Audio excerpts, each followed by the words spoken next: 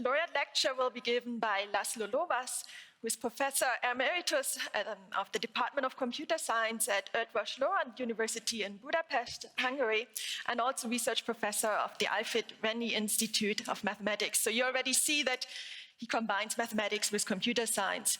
He works in combinatorial optimization, graph theory, and theoretical computer science. And he has received many, many honors and awards throughout his career, too many to list. And most famous for this event is the Abel Prize in 2021 that he was awarded together with Avi Wittgenstein. Sorry. He has held also positions in various scientific organizations and societies. He was the president of the International Mathematical Union and the president of the Hungarian Academy of Science, among others. It's my pleasure to introduce him and to welcome him to the stage. And he will tell us about graph theory from puzzles to a new paradigm. Welcome.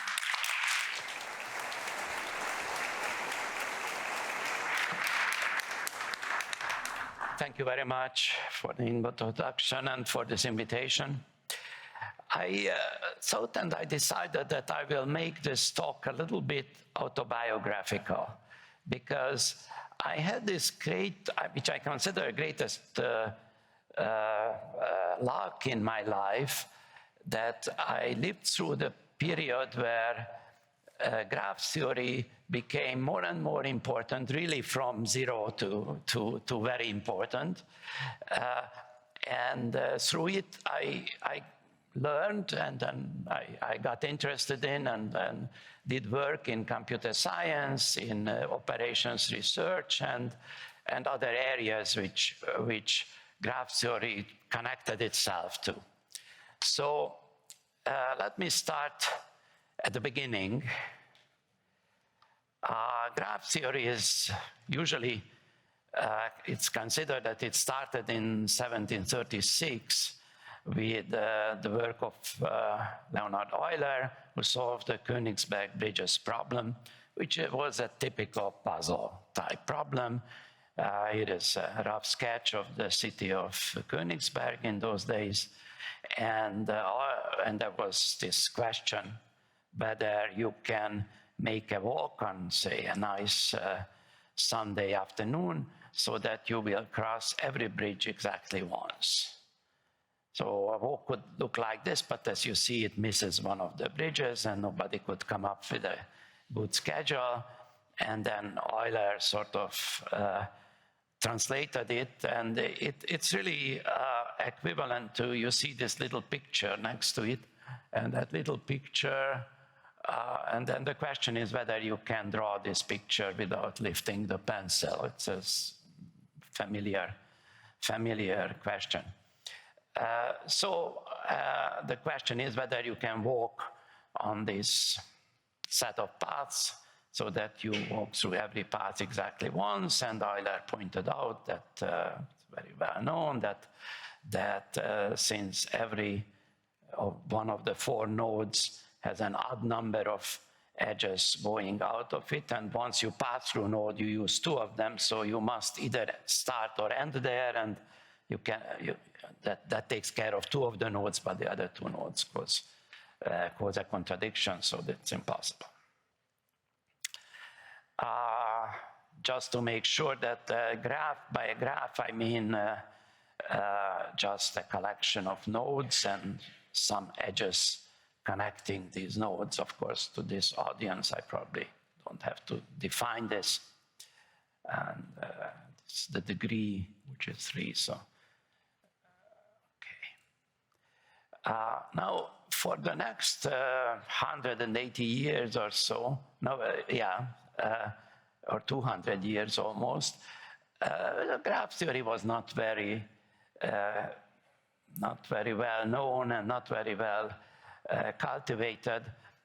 One could mention, for example, the algorithms of Trimeau and Tari, which described how can you get out of a labyrinth, of a maze, and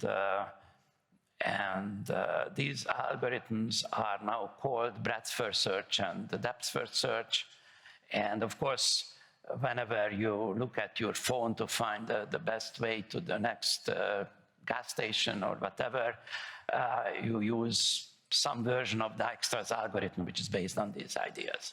So it survives, but it's not very sure. There's a very big change happened in the early 1900s when Danish König proved the following thing, that the school dance is attended by the same number of boys and girls, and every girl knows, it is 24, I wrote 24, but could be any number, X boys, and every boy knows X girls. And then he proved that then these boys and girls can dance so that everybody dances with somebody he or she knows. So this is the graph describing the acquaintanceship between the attendants of the school dance, and this is a possible solution of pairing up them. And then another important contribution of Danish König was that he wrote the first graph theory monograph in 1936. And when I was a young student, that was more or less the only monograph available. Or I wrote another one, so there were maybe two. So here is my high school, which I have to mention. I will come back to it in a minute. Why? So I went to high school in 1962, and here is my wife and I at that time in that high school, and she became a co-author for many of my papers. So, okay, let's now. There was also I have friends there, and one of my friends was Lajos Pórsau's graph theorist, know his name. He was, now he is a very famous person in math education. But at that time he was very young, but very talented.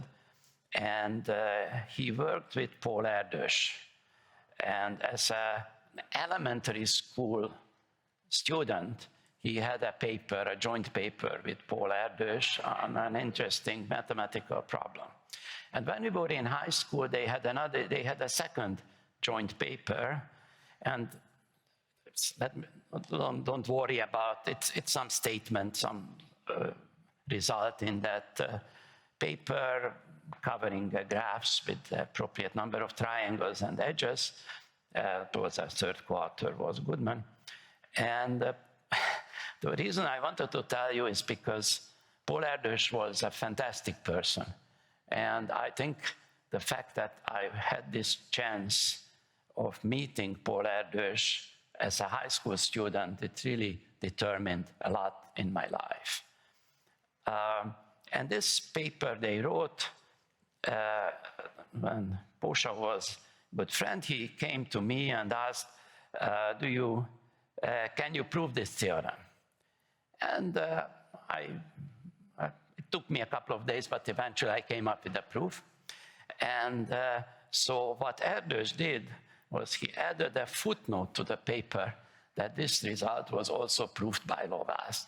And that's, I think it was too good, but he was always very supportive of young people. He wanted to make young people's careers as easy as possible.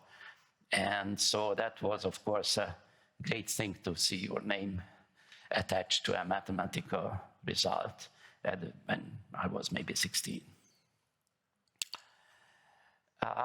There was another person whom I owe a lot, is Tibor Galai, and he introduced to me the perfect matching problem, which is a generalization of the König dancing problem, and it's a question whether you can pair up the nodes of a graph so that every pair is connected by an edge.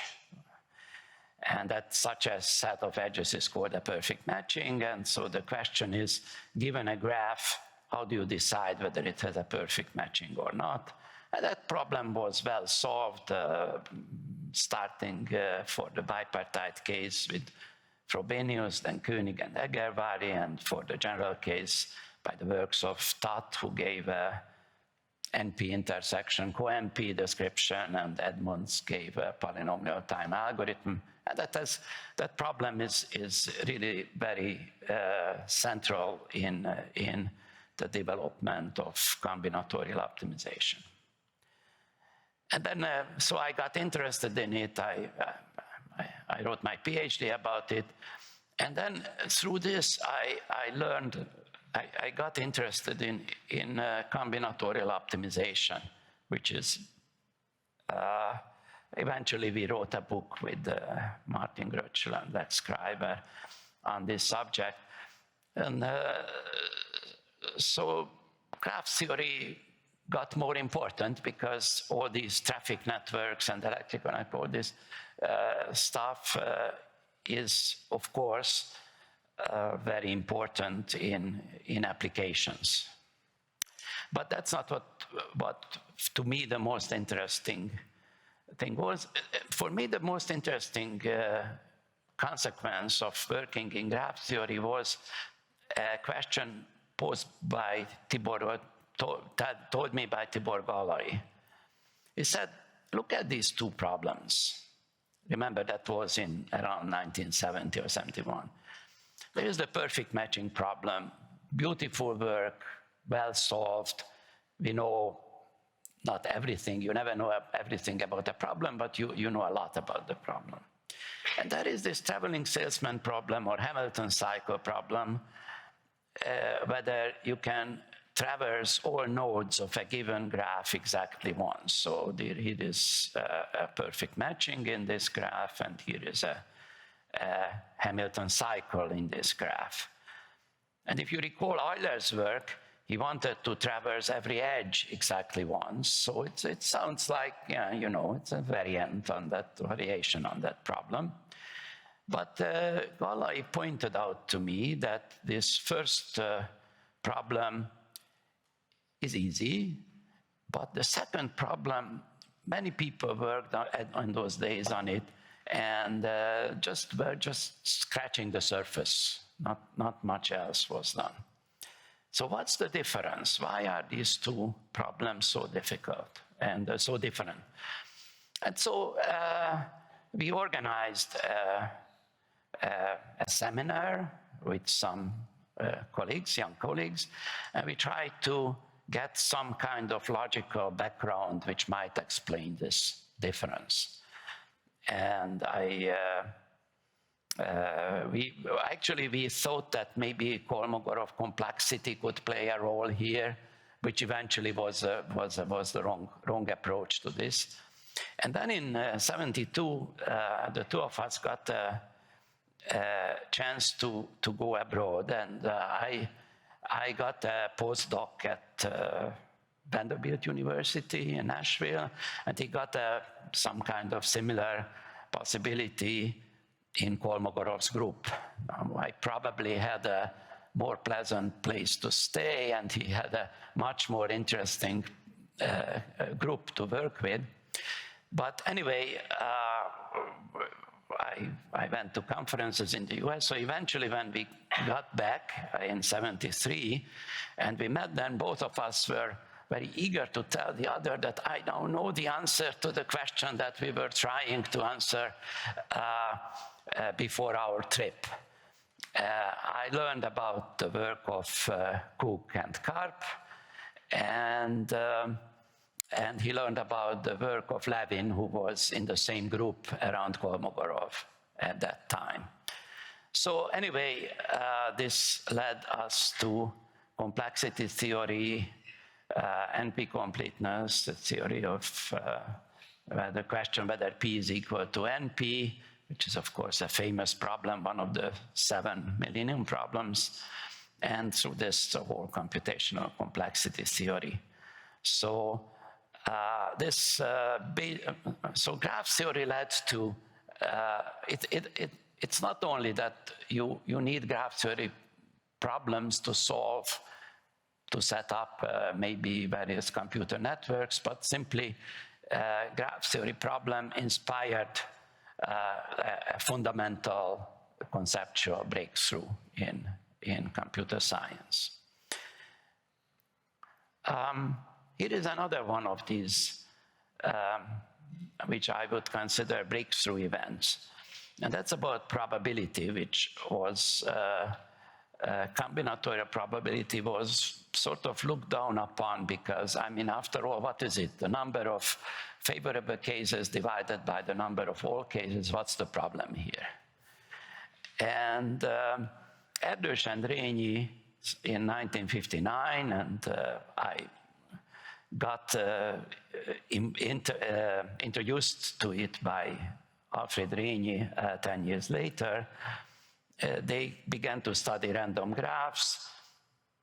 Just correctness the definition, so you take n nodes, and for any 2 nodes you flip a coin, I mean a biased coin with probability p, and then you connect it with probability p, or independently decisions are to be made for different pairs.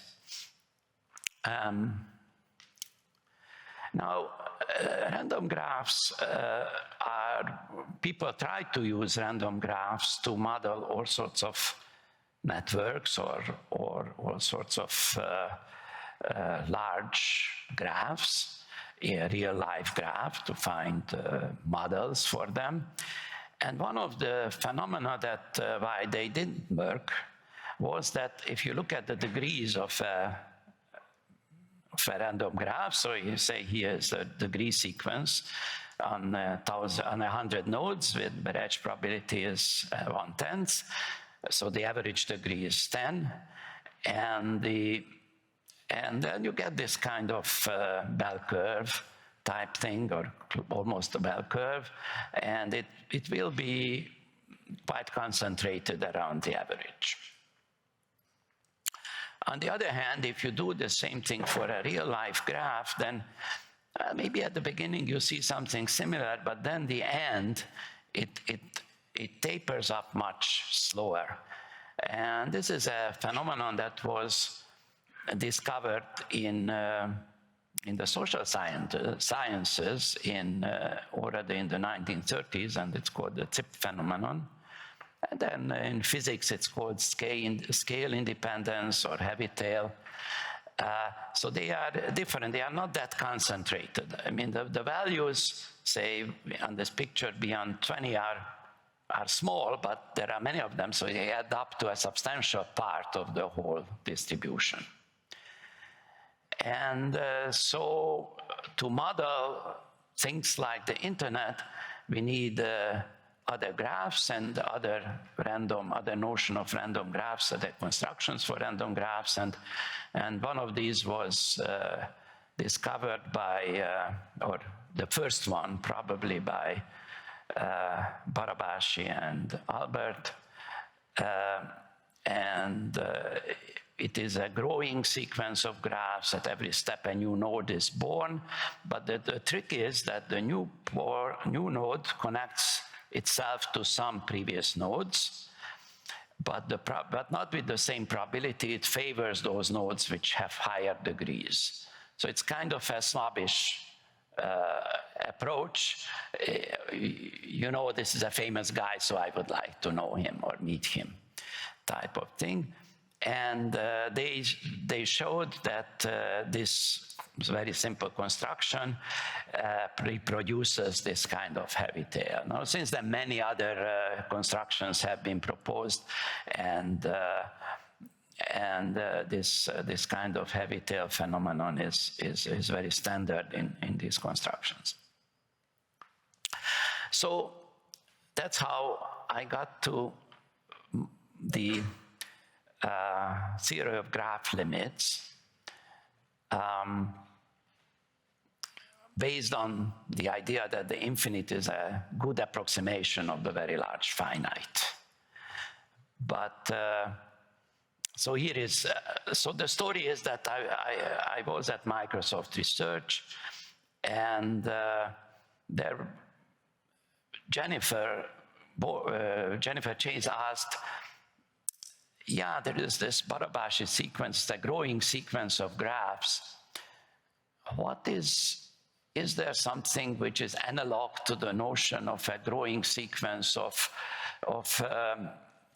say, summing up random variables? Is there a limiting distribution? Is there some notion of see what happens in the limit?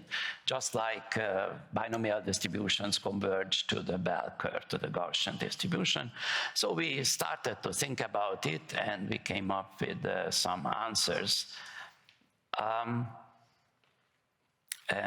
This was the group of people who like to stand in front of a whiteboard and explain to each other. That went on for years. Now, the little bit more practical background to this is that, and that's why I mentioned that there is a paradigm change connected with graphs. So there is this story that, a law professor used to go up to the hill, take up his students and ask what do they see. And the correct answer was, we see taxable objects and taxable subjects. Then later on, when Rainey also did that, he took us up to a hill and said, what do you see? And the correct answer was, we see stochastic processes. Nowadays, I think the correct answer is you see networks. You see you don't see the internet, but social networks, ecological networks, or human design made like a chip, which is a very strict design and network, but it's a very complicated network, and it's so complicated that it's already very difficult to actually predict, for example, where will it overheat or these sort of things.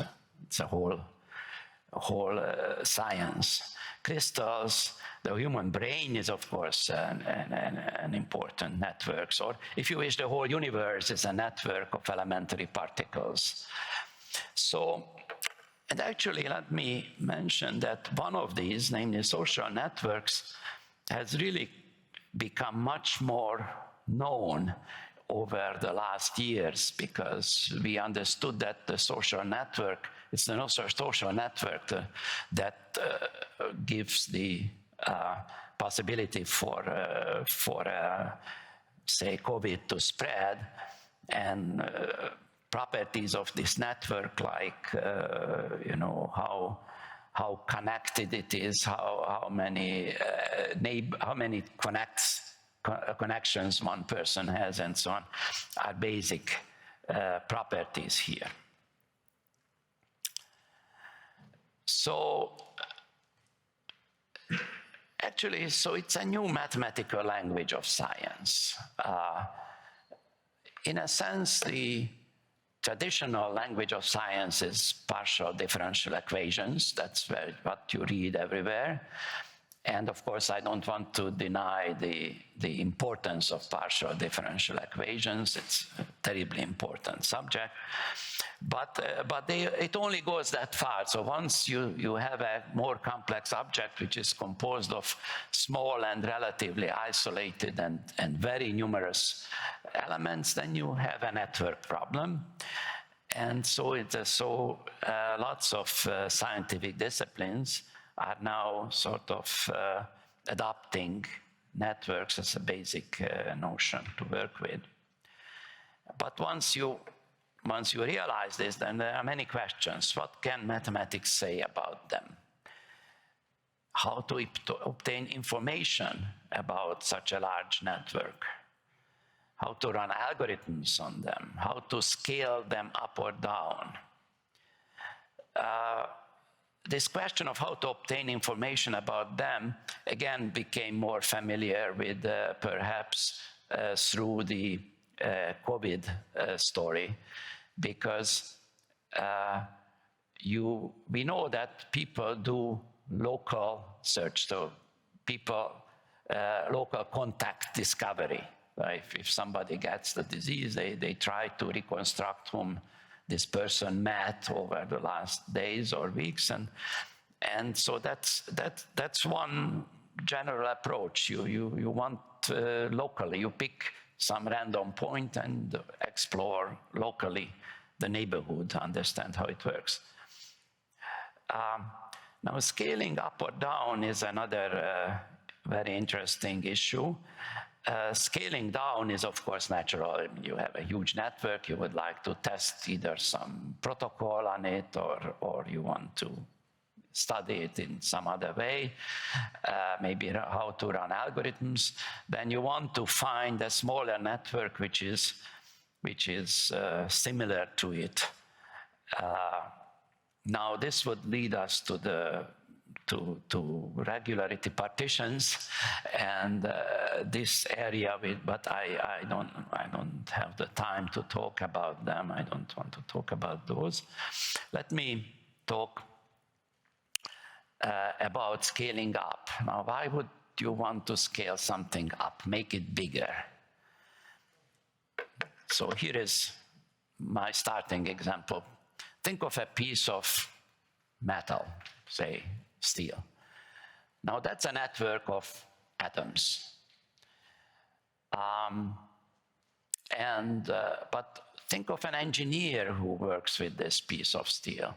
The engineer will not consider it will not treat it as a network of atoms, write up all the equations for all the atoms and all the forces that act between them, not to speak about quantum effects.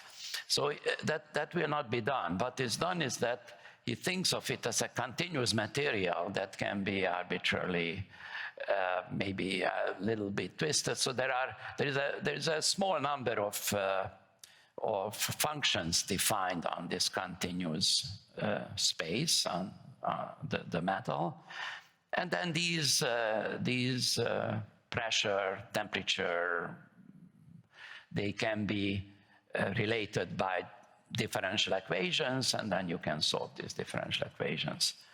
So, in other words, instead of working with a finite object, he chooses to work with an infinite object. So that's scaling up. Now, a little bit of an explanation of how this graph limit theory works. Let me start with, okay, so here is a graph. Actually, that's a traditional way of drawing a graph somehow, but points and edges in the plane. I think once you are above 20 or so points, you don't see anything from such a picture. In algorithms, you look at the adjacency matrix of the graph, and but if you just looking at it, it's still not very informative. But you can make it a little bit nicer by replacing the zeros by white squares and the ones by black squares. So a black square means an edge, a white square means a pair of nodes which are not connected. And I call this the pixel picture of the graph. Now, here is an Erdős-Rényi random graph. Its pixel picture looks like this. So here, this is essentially a random choice of black and white pixels. The main thing is that it's symmetric, because we are talking about undirected graphs. So now, if you make this not 100 nodes, but 1,000 nodes, then you would see something like that, just the uniform gray with density a half. Well, let's look at another example. This is a graph. This is also a random graph, but some version of the growing random graph example. I think this one, it's not very important how it is constructed, but the point it is constructed so that at each step a new node is born, and random edges, I think in the end step, and random edges are thrown in. Just some construction of a random object, which is not uniform because, of course, the younger nodes have fewer edges to incident with them. Now, if you look at this picture, then, and instead of 200 nodes, you take 2,000 nodes, then you would see something like this picture on the right, which is the grayscale image of a very simple function, 1 minus the maximum of x and y. So now I more or less gave you the visual definition of a graph limit. Let me give the formal definition. First, based on the previous examples, it's not so surprising that the limit will be a measurable symmetric function on the unit square with values between 0 and 1. I mean, there's this grayscale images that we have seen. And I call such a function a graphon because it's sort of the infinite version of a graph function.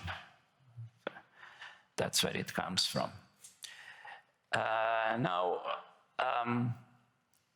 I have to define, so now I have to do some mathematics. The density of a graph F in another graph G is defined as the probability that if you randomly map the nodes of F into the nodes of G, then this will preserve edges. Another way of saying this is that you count the number of homomorphisms, edge-preserving maps, but you normalize by the total number of maps. And that I call, that's the density of F in G, and I denote it by T of Fg. Now this, an analog notion can be defined in a graphon by this integral. It's not that surprising, really. So you will have, you are integrating in the space where the coordinates, so you will have a variable for each node of F. That's like the image of F. And then for every edge of F, you evaluate the function at that edge, and then you take the product. So if you think of this earlier pixel pictures, the finite case, then Wxi xj is 0 means that they are not connected, so this product is only 1 if all of them are connected, which means that all the edges are mapped onto connected pairs. So this is somehow counting homomorphisms and the appropriate normalization. So this is this integral defines the density of F in W. And now we call a sequence of graphs convergent if these densities fix an F, fix an arbitrary for every F, these densities form a convergent sequence. And we say that this sequence converges to a graphon W if the density of F in Gn converges to the density of F in W. And so, for example, it's very easy to see that the Erdős-Rényi random graph converges in distance to the with density 1/2 to the identically 1/2 function. So that picture was in a sense right. Now here are some of the results about graph, the basic information about graph limits. So whenever you have a convergent graph sequence, so that means where these densities have a limit, then there is a graphon to which they converge, so that these limits can be interpreted as densities in this graphon.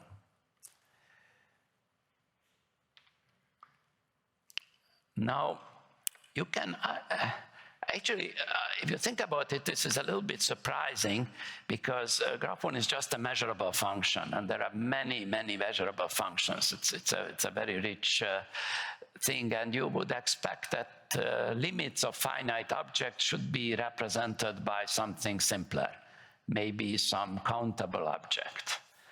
But as it turns out, you need, I mean, that's what the second property says, that for every graphon there is a graph sequence which converges to it. So you need all the graphons. I'm still cheating, because it could be that for every graphon there is a graph sequence which converges to it, but maybe this graph sequence also converges to some much simpler object. No. The limit graphon is essentially unique, where I won't say what essentially means. You can do certain transformations. A trivial one is just to reflect both coordinates. That would not change. That would not be an essential change to the graphon. And a very important thing, which I will not mathematically define, is that the space of graphons is a compact metric space. So any infinite sequence of graphons will contain a subsequence which converges. And that is an important property, which, as we'll see. So what are graph limits good for? Why do you want to go into this kind of infinite objects, which are, of course, much more difficult to understand than the finite object? And it seems that there are several reasons why you want to study these. First of all, they serve as approximations of finite graphs. It's very important that they are that because of this compactness result, existence optima exist. I will explain this in a minute. I think I will get this far, and 3 other applications I will skip for this talk. So, what does it mean that it's good that it approximates finite graphs? So suppose you look at this graph which we had before. It's some kind of randomly constructed, randomly growing graph on the left. Suppose you are interested in this graph and you want to know how many triangles are in it. Well, even the expected number of triangles is not so easy to compute, because it's a combinatorial problem. It can be done, but it's not that easy. On the other hand, assuming that you are far enough in the sequence, instead you can compute the density of triangles in this limit graphon. So Wxy is 1 minus the minimum of x and y, a very simple function. And now you get this integral. Now, if you are, if you show this integral to somebody who is not a mathematician or doesn't have a mathematical training, would think that this is a horrible task to compute, and it's much more complicated than counting triangles in a graph. But actually, it's a very simple integral. You can sit down and evaluate it in 20 minutes or so, or 10 minutes by hand.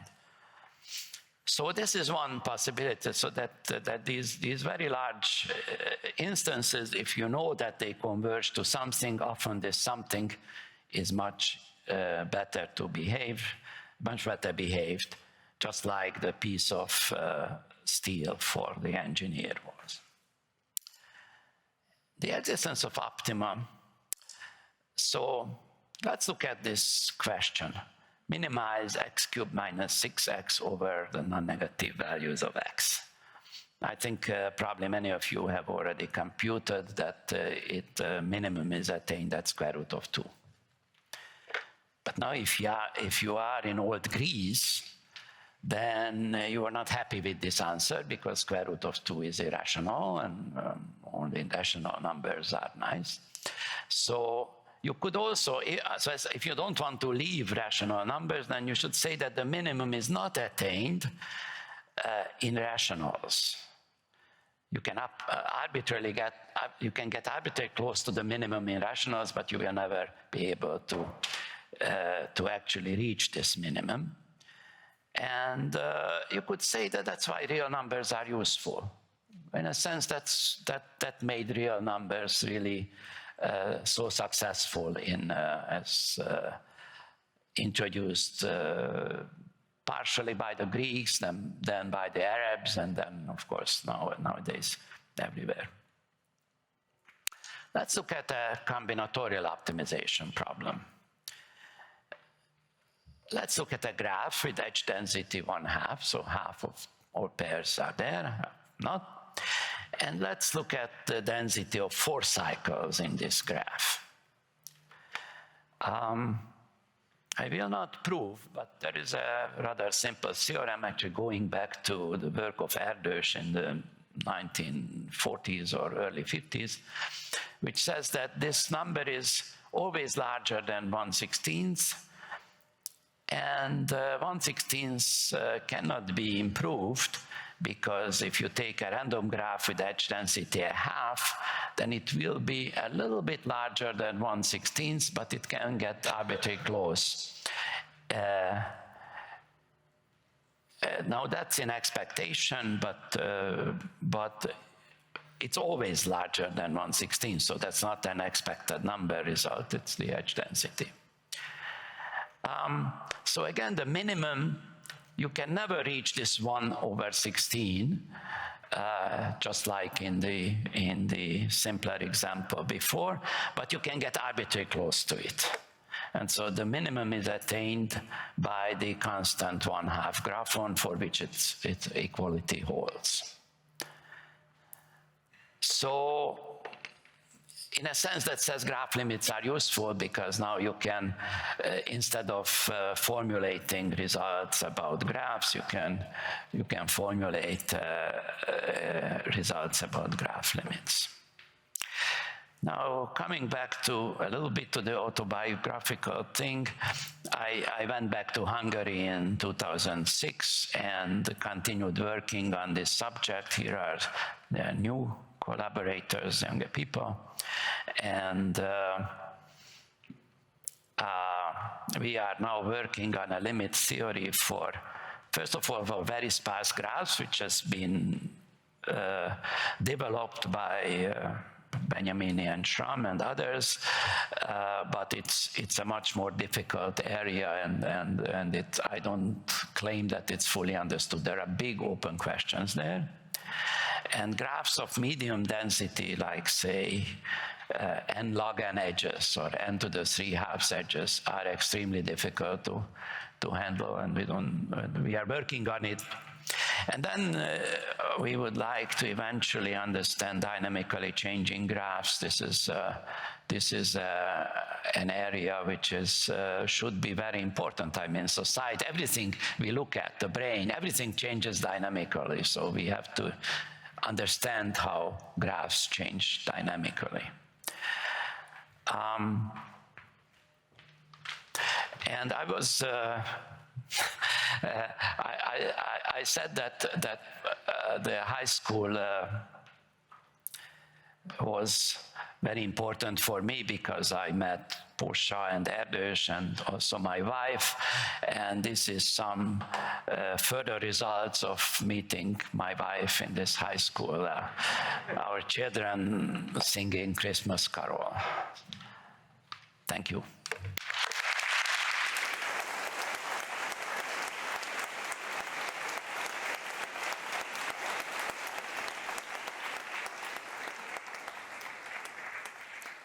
Thank you very much for this wonderful, taking us on this wonderful journey throughout graph theory.